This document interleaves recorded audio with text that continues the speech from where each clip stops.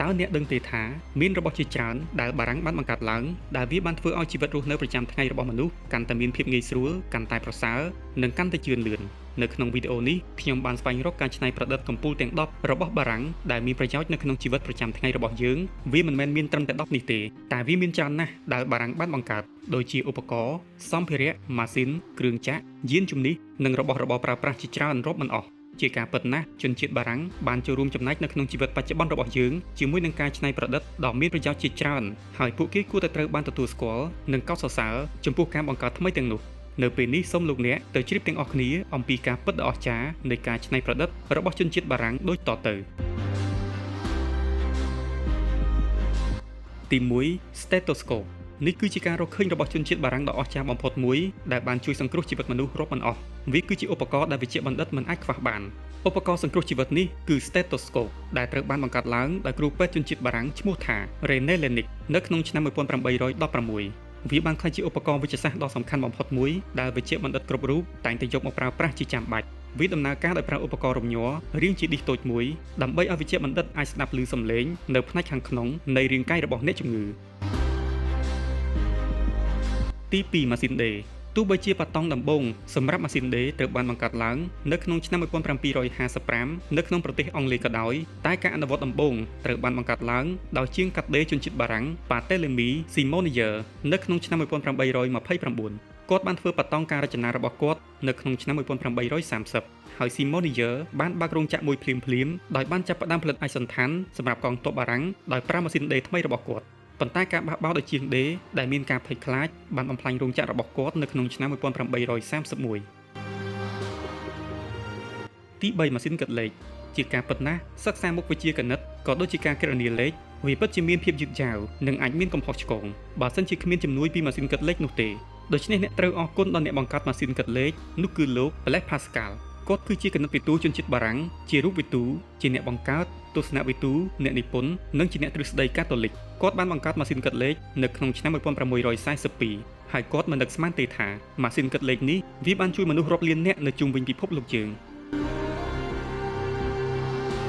ទី4ឧបករណ៍សម្រួចចុងខ្មៅដៃគឺជាការបង្កើតដ៏អស្ចារ្យមួយរបស់ប្រទេសបារាំងវាត្រូវបានបង្កើតឡើងដោយគណិតវិទូជនជាតិបារាំងគឺលោក Bernard Lasimonde នៅក្នុងឆ្នាំ1828នេះគឺជាឧបករណ៍ដែលរចនាឡើងដើម្បីធ្វើឲ្យចំណុចពិសេសរបស់ខ្មៅដៃកាន់តែច្បាស់កាន់តែស្រួចងាយស្រួលសរសេរវាត្រូវបានកែលម្អនៅក្នុងឆ្នាំ1847ដោយជនជាតិបារាំងម្នាក់ទៀតគឺ Thierry Estiveau ដើម្បីផលិតឧបករណ៍នេះឲ្យកាន់តែល្អប្រសើរជាងមុនដោយដែលយើងបានស្គាល់ដល់សព្វថ្ងៃនេះ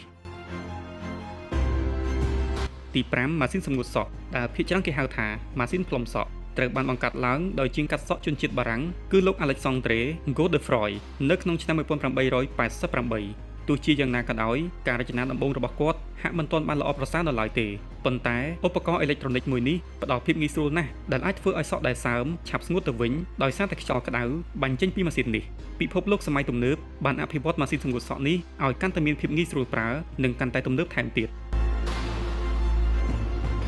ទី6ប្រព័ន្ធម៉ែត្រប្រទេសបារាំងបានបង្កើតប្រព័ន្ធម៉ែត្រកំឡុងបដិវត្តន៍បារាំងនៅចុងសតវត្សទី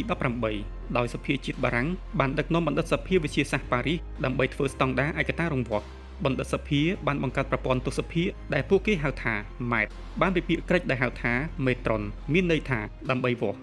នៅក្នុងឆ្នាំ1795ប្រទេសបារាំងបានអនុម័តជាផ្លូវការនៅប្រព័ន្ធថ្មីដែលផ្អែកលើថេរធម្មជាតិដោយម៉ែត្រកំណត់ថាជា 1/10 លាននៃចម្ងាយពីប៉ូលខាងជើងទៅកាន់អេក្វាទ័រការរចនា logical នៃប្រព័ន្ធនិងការប្រើប្រាស់បង្កើនទស្សភាគបានធ្វើឲ្យវាពេញនិយមយ៉ាងឆាប់រហ័សជាពិសេសសម្រាប់ការប្រើប្រាស់ផ្នែកវិទ្យាសាស្ត្រនិងពាណិជ្ជកម្មអន្តរជាតិ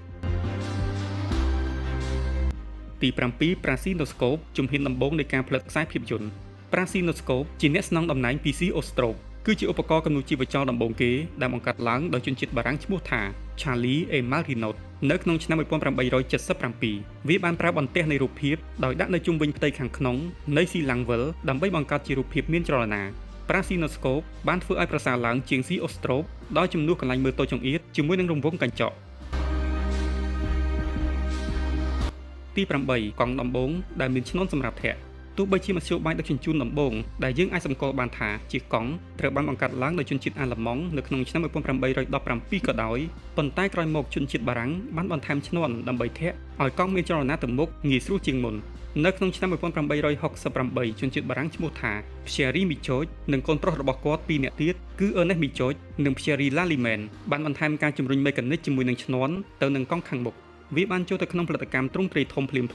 ប៉ុន្តែនៅទីបំផុតក្រោយមកទៀតវាត្រូវបានច្នៃបន្ថែមទៀតដោយឈ្នាន់ត្រូវបានដាក់នៅចំកណ្ដាលមានច្រវាក់ភ្ជាប់ទៅដុំនៅកង់ខាងក្រោយ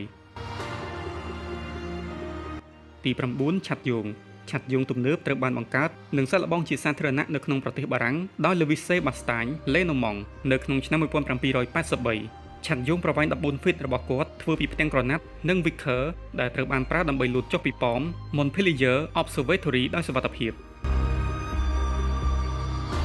ទី10បារាំងបង្កើតឆ័ត្រដែលអាចបត់បានប្រទេសបារាំងត្រូវបានផ្ដល់កិត្តិយសក្នុងការបង្កើតឆ័ត្រដែលអាចបត់បានដំបូងគេបង្អស់នៅដើមសតវត្សទី18នៅពេលដែលពាណិជ្ជករបារាំងលោក Jean Marais បានបង្កើត Marais System ឬក៏ឆ័ត្របាក់ដែលអាចបត់បាននិងបំពាក់ទៅក្នុងស្រោមដែលងាយស្រួលយកតាមខ្លួនខុសពីការរចនាកាលពីមុន